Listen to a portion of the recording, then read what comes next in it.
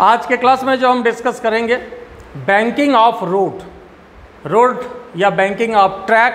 बात एक ही है कि जब कोई भी, मान लीजिए आप ये गौर किए होंगे कि कहीं भी कोई भी रोड नेशनल हाईवे है, अगर वो सर्कुलर टर्न जहाँ पर लेती है तो वहाँ पर क्या किया जाता है, थोड़ा सा रोड को ऐसे इंक्लाइन कर दिया जाता है, रोड को थोड़ा उठा दिया जाता है ऐसे, है ना। गौर किए हो कि नहीं किए हो, है ना। तो ये रोड को ही थोड़ा सा उठाया जाता है ताकि फोर व्हीलर्स जो है वो आराम से चल सके। मान लो जब साइकिल ही चलाते हो, सर्कुलर टर्न लेते हो तो साइकिल तो झुका लेते हो, मोटरसाइकिल भी झुका लेते हो, लेकिन फोर व्हीलर्स तो झुकेगा नहीं ना। तो उसके लिए क्या किया जाता है, थोड़ा सा रोड को ही इंक्लाइन किया जाता है, रोड को उठा दिया जाता है, रोड को ही झुका दिया जाता है, ठीक है। और ऑलरेडी जो है वो इंजीनियर उसको जो जब रोड बनता है तो वहाँ पर वो देखते हैं कि कितने एंगल से हमको उठाना है इसको, ताकि आराम से गाड़ी जो है यहाँ पर जो भी स्पीड वहाँ रखना चाहे कि 60 किलोमीटर प्रति घंटे की रफ्तार का जो है वो मेंटेन हो सकता है, 72 किलोमीटर रफ्तार मेंटेन हो सकता है, तो वो इंजीनियर उस चीज़ को देखते हुए वहाँ का जो रोड इंक्लाइन करता है। तो यहाँ पर वही चीज़ हम लोग देखेंगे कि रोड को कितने एंगल से उठाया जाता है। देखिए सबसे पहले तो हम यहाँ पर ये बात करेंगे कि मान लो कि सर्कुलर टर्न है और अगर रोड उठाया हुआ नहीं है, सर्कुलर रोड है, सर्कुलर टर्न है, और अगर रोड वहाँ पर इंक्लाइंड नहीं है, रोड अगर उठा हुआ नहीं है, ये पहला जो फिगर आप देख रहे हैं ये सर्कुलर टर्न जरूर है, ये रोड सर्कुलर यहाँ पर टर्न ले रहा है और गाड़ी यहाँ पर चल रही है, लेकिन इसमें रोड उठा हुआ नहीं है, रोड बिल्कुल प्लेन है। ये जो आप देख रहे हैं ना ऐसे करके ये प्लेन है।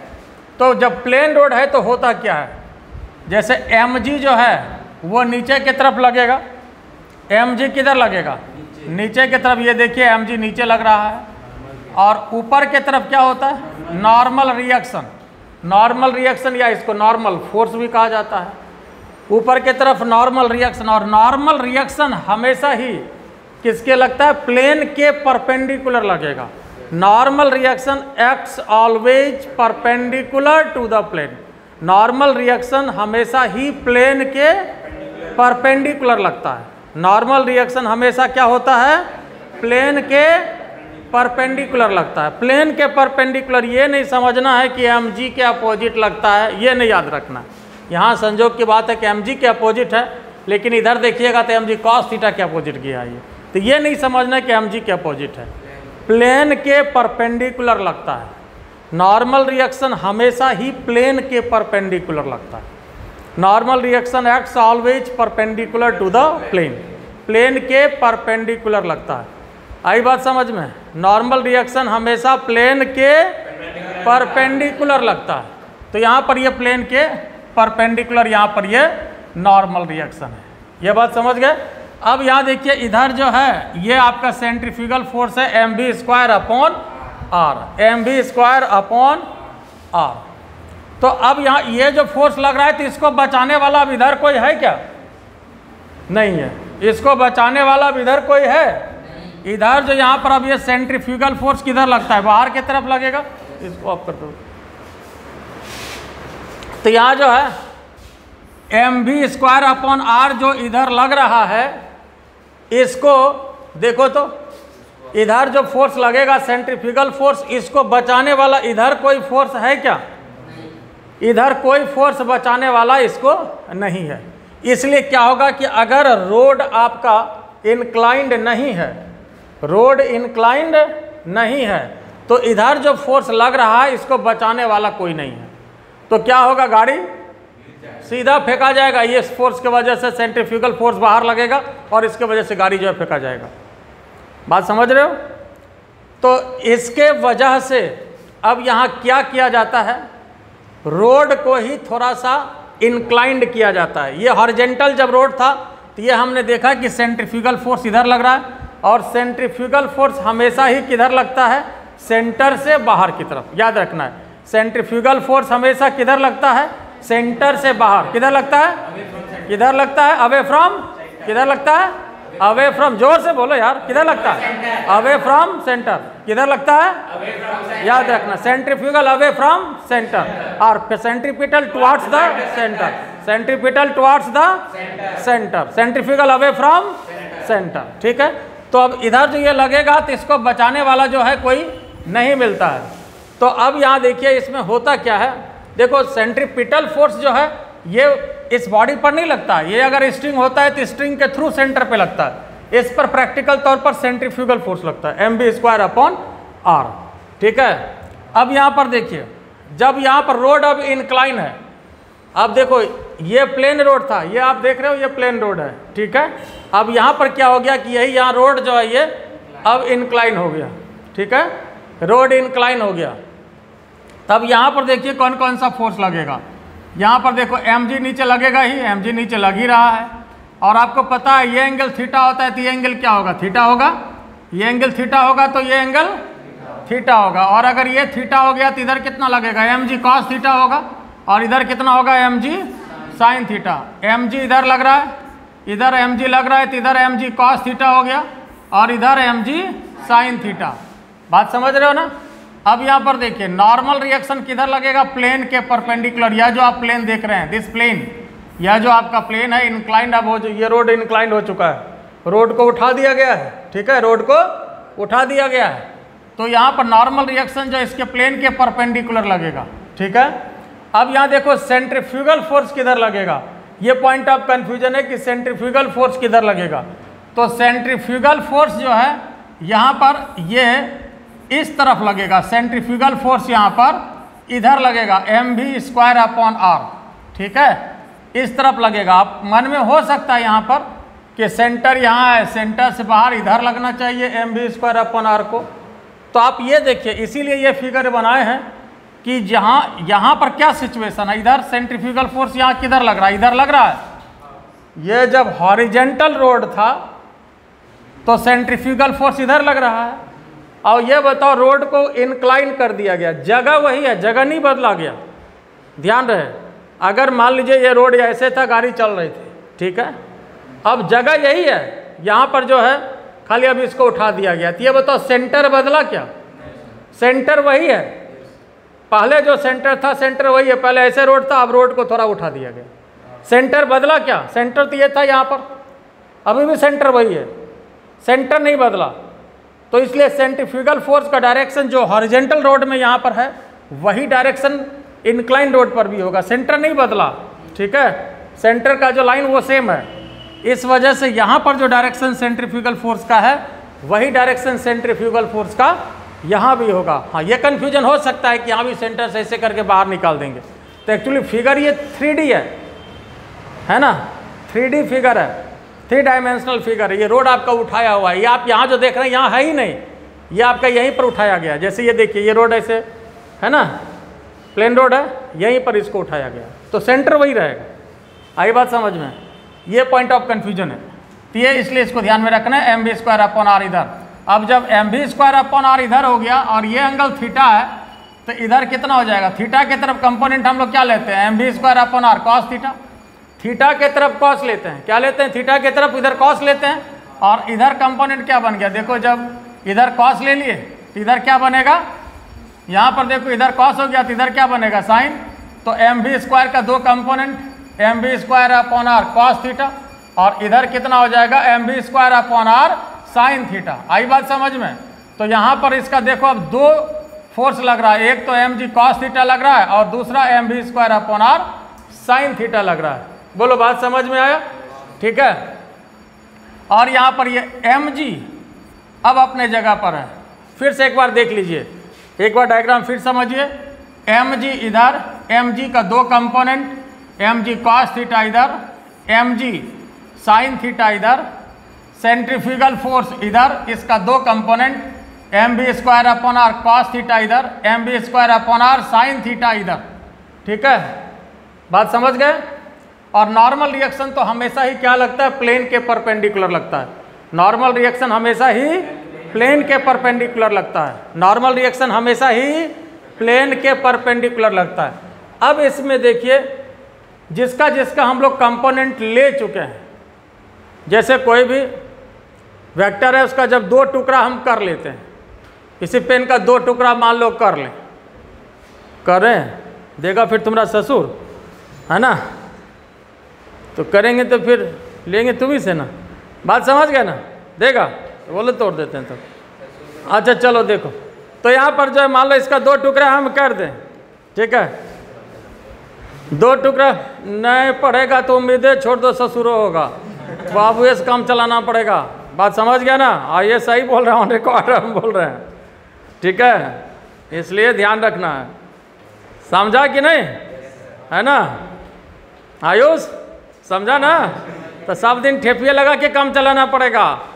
देखो तो अगर इसका 2 टुकड़ा कर दें तो फिर यह बचा रह गया क्या? 2 टुकड़ा कर दें तो यह बचा रह गया कि खत्म हो गया? 1 टुकड़ा इधर 1 टुकड़ा बीच में बचले रह गया। जब इसी का 2 टुकड़ा हुआ तो अब यहाँ पर देखिए समझने के लिए, अब जब mg का हम 2 टुकड़ा कर चुके हैं तो अब mg रहा क्या? हट गया। mv² का भी 2 टुकड़ा कर चुके हैं, mv² रहा क्या? नहीं रहा, ये भी हट गया। अब देखो इसी का एक हम सब फिगर बनाते हैं। अब जो हट गया इसको अब हम हटा देते हैं। अब इसका एक इसी का सब फिगर बनाते हैं। समझने के लिए आप एक बार भी बना सकते हैं, हम लोग की मजबूरी है गुरुजी की, ज़्यादा थोड़ा हम लोग को काम करना पड़ता है, ठीक है। आप अगर समझ रहे हैं तो आपके लिए जरूरी नहीं कि हम एग्जाम में बनाए 4 बार, ठीक है। तो यहाँ पर जो है mg वाला पार्ट हट गया। यहाँ देखिए ये आपका रोड है, यहाँ पर ये कोई भी गाड़ी चल रही है, ये एंगल आपका थीटा बना, तो mg तो अब रहा नहीं, mg साइन थीटा इधर आ गया ना, देखते जाओ, mg साइन थीटा इधर आ गया। उसके बाद क्या हो गया? इधर क्या था? mg cos थीटा है ना, इधर mg cos थीटा, और इधर के तरफ क्या है? Normal reaction. और इधर वाला mv² बटे r, ये तो कट गया। इधर आपका cos और इधर साइन बचा। इधर आपका क्या बचा बताओ तो? mv² अपॉन r, बोलते चलो, mv² अपॉन r क्या बचा? cos theta. और इधर क्या? mv² upon r sine theta, है ना। अब देखो काम का जो आपके पास है वो अभी इतना ही बचा आपके पास, काम का जो फोर्स है वह इतना ही बचा, mg साइन थीटा इधर, और उसके बाद mv² अपॉन cos थीटा इधर। देखो बोलो इसमें कोई दिक्कत है? काम का आपके पास अब इतना ही फोर्स बचा, तो अब होगा क्या? ये इसको बैलेंस करेगा, r इसको बैलेंस करेगा, और इधर वाला जो है ये इधर वाले को बैलेंस करेगा। बात समझ रहे हो? r इसको बैलेंस करेगा और इधर वाला इधर वाले को बैलेंस करेगा। बात समझे कि नहीं? तो एक साफ सुथरा जो डायग्राम है एक ये भी बना लीजिए आप लोग।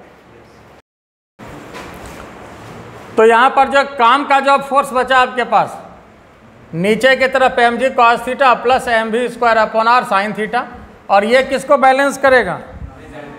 ये एक बैलेंस करेगा नॉर्मल रिएक्शन को। r जो है यहाँ पर ये नॉर्मल रिएक्शन है, r को n से भी इंडिकेट करते हैं, r या n दोनों ले सकते हैं, रिजल्टेंट नहीं है, ये नॉर्मल रिएक्शन है, ठीक है। अच्छा अब यहाँ पर बताइए ये रोड है, तो रोड पर जब ये गाड़ी बैलेंस होगा तो इधर वाला फोर्स और इधर वाला फोर्स दोनों एक दूसरे को बैलेंस करेगा। तो फिजिक्स इसमें यही है कि इधर वाला फोर्स और इधर वाला फोर्स दोनों एक दूसरे को क्या करेगा? बैलेंस करेगा, दोनों एक दूसरे को बैलेंस करेगा। तो देखिए इन द इक्विलिब्रियम कंडीशन क्या होगा? दोनों एक दूसरे को बैलेंस करेगा। तब आइए इक्विलिब्रियम कंडीशन की बात करें। ये फिगर बना चुके आप लोग, देखिए। तो इन द इक्विलिब्रियम और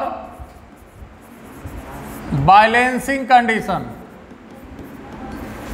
इन द इक्विलिब्रियम और बैलेंसिंग कंडीशन, तो इसमें क्या होगा? यही दोनों काम का फोर्स है इसके लिए। तो mg साइन थीटा किसके बराबर हो जाएगा? mg साइन थीटा किसके बराबर होगा? mv² upon r cos theta. तो देखो mm यहाँ पर कैंसिल हो गया। अब इसके बाद देखिए तो इसमें g साइन थीटा कितने के बराबर हो जाएगा? v² upon r cos theta. cos theta को इधर लेते हो, sine theta upon cos theta बराबर कितना? v² अपॉन r जी, तो sine theta upon cos theta कितना हो जाएगा, टेन थीटा इक्वल टू कितना हो जाएगा, V square upon R G, यही ना होगा जी। तो यहाँ पर देखो फिर थीटा इक्वल टू कितना हो गया, theta equal to tan inverse we square upon are G, theta equal to tan inverse we square upon are G. तो यही एंगल होता है जिससे कि रोड को उठाते हैं, और ये दोनों के लिए आंसर होता है। रोड को कितना से उठाया गया इसके लिए भी आंसर हो गया, या जो साइकिल आप चलाते हैं तो साइकिल को आप कितना से झुकाते हैं, साइकिल को भी इसी एंगल से झुकाया जाता है। जितना से आप साइकिल को झुकाइएगा, जितना से मोटरसाइकिल को झुकाइएगा, उतना से ही रोड को भी उठाया जाता है। आई बात समझ में, उतना से ही रोड को भी उठाया जाता है। तो थीटा कितने के बराबर हो जाएगा, tan inverse we square upon are G. एक बार यहाँ देख लीजिए, फिर समझ लीजिए। तो इक्विलिब्रियम कंडीशन में क्या हो गया, देखिए तो एम जी साइन थीटा किसके बराबर हो गया, M V square upon R cos theta. तो इधर वाला फोर्स और इधर वाला फोर्स दोनों क्या किया, एक दूसरे को बैलेंस किया। तो रोड को जो झुकाया गया, कारण उसका क्या है, बात समझ में आया। क्या कारण हुआ कि रोड को झुकाया गया, एक वहाँ पर वेट का कंपोनेंट आ गया, M G sine theta, weight जो है गाड़ी का उसका एक नीचे की तरफ एक्स्ट्रा आ गया, और वही जो है इसको बैलेंस कर लेता है। बात समझ गए। और इसमें इस कॉन्सेप्ट में तो यही आपका मेन चीज़ है, theta equal to tan inverse we square upon are G. लेकिन अब देखो ये जो है नॉर्मल रिएक्शन, ये इस टॉपिक के लिए तो इम्पोर्टेंट नहीं है, लेकिन ये आगे जो टॉपिक आने वाला है फ्रिक्शन, फ्रिक्शन के लिए ये सबसे इम्पॉर्टेंट फोर्स होता है नॉर्मल रिएक्शन। तो अगर नॉर्मल रिएक्शन की बात करें तो बता सकते हो कि नॉर्मल रिएक्शन कितने के बराबर होगा। नॉर्मल रिएक्शन देखिए आर बराबर कितने के बराबर होगा, बिल्कुल सही बात। तो नॉर्मल रिएक्शन, नॉर्मल रिएक्शन को और क्या बोलते हैं, नॉर्मल फोर्स भी कह सकते हैं। नॉर्मल रिएक्शन को नॉर्मल फोर्स भी कह सकते हैं। और ये किसके बराबर होगा, आर किसके बराबर है, M G cos theta plus M V square upon R sine theta. तो आर बराबर किसके, देखो M G cos theta plus M V square upon R, और साइन थीटा इसके साथ अटैच होगा साइन थीटा। और ये नॉर्मल रिएक्शन हुआ। और फ्रिक्शन के लिए, फ्रिक्शन टॉपिक के लिए जो है ये सबसे इम्पॉर्टेंट फोर्स है। पूरा फ्रिक्शन जो है वह इसी नॉर्मल फोर्स पर टिका हुआ होता है। फ्रिक्शन इसी नॉर्मल फोर्स पर टिका हुआ होता है। फ्रिक्शन के लिए सबसे इम्पॉर्टेंट है, कहिए कि फ्रिक्शन का ये पिलर कॉन्सेप्ट यही है, नॉर्मल रिएक्शन। हर जगह नॉर्मल रिएक्शन को निकालना होता है। तो ये नॉर्मल रिएक्शन के लिए हो गया। और किस एंगल से झुकाया जाए तो theta equal to tan inverse we square upon are g, ये इसके लिए हो गया। ठीक है, तो इसको लिखिए। इसके एग्जाम्पल एक छोटा सा क्वेश्चन देते हैं और भी क्लियर हो जाएगा। आइए इसके एग्जाम्पल पर एक दो क्वेश्चन समझिए और भी क्लियर हो जाएगा। तो ये इसका पहला क्वेश्चन है, a scooterist is going round a circular path of radius दिया हुआ है। रेडियस कितना दिया हुआ है, 15 मीटर, विथ वेलोसिटी कितना दिया हुआ है, 18 किलोमीटर पर आवर है। किलोमीटर पर आवर को मीटर पर सेकेंड में बनाने के लिए क्या करोगे,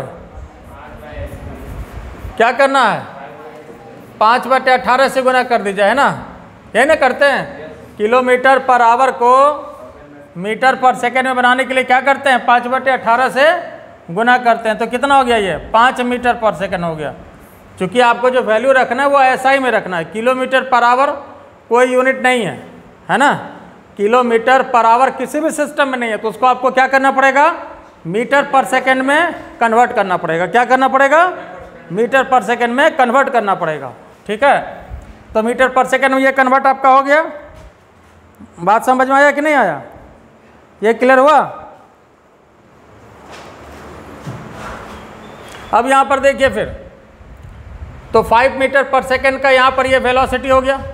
अब यहाँ पर फॉर्मूला आप लगा दीजिए तो क्या हो जाएगा, टेन थीटा इक्वल टू क्या करना है, v square upon R G, यही ना फॉर्मूला आपके पास। तो बोलो वेलोसिटी कितना, 5 × 5 नीचे R 15 G 10 ले लीजिए, कितना हो गया 5 दूना 10, कितना हो गया 5/30।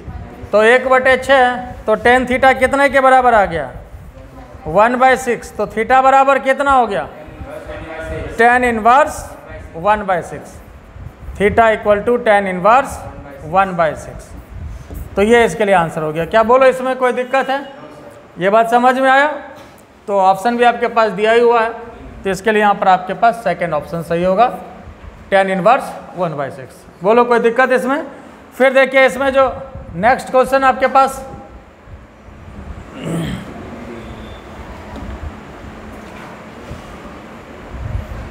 अगला क्वेश्चन है, a cyclist is moving with velocity 9.8 metre per second. कोई भी साइक्लिस्ट मूव कर रहा है, वेलोसिटी दिया हुआ है, वेलोसिटी कितना है 9.8 मीटर पर सेकेंड, ठीक है।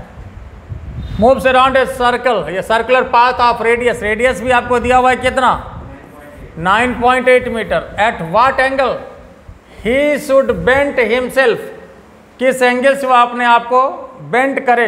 Eight what angle he should bent himself from vertical in order to maintain his balance, अपने बैलेंस को क्या कर सके वह मेंटेन कर सके। In order to maintain his balance, अपने बैलेंस को मेंटेन कर सके। तो बस देखो कोई भी साइक्लिस्ट का केस हो या रोड के झुकाने का केस हो, फॉर्मूला आपके पास वही रहता है, tan theta equal to v²/rg।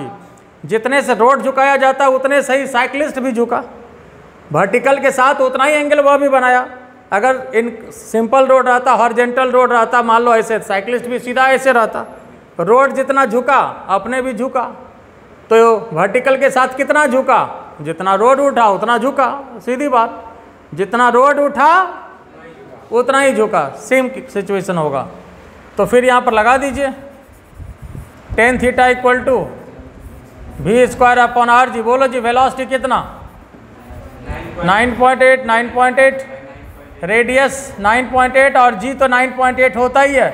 तो चलिए बड़ा ही खूबसूरत आ गया यहाँ पर ये 1। तो tan थीटा बराबर कितना आ गया tan थीटा बराबर 1। तो थीटा बराबर 45 डिग्री। तो ये बड़ा ही खूबसूरत आंसर आ गया आपका कि रोड को कितना से झुकाना पड़ेगा ऐसे स्थिति में 45 डिग्री से झुकाना पड़ेगा, है ना। कितना से झुकाना पड़ेगा 45 डिग्री से झुकाना पड़ेगा।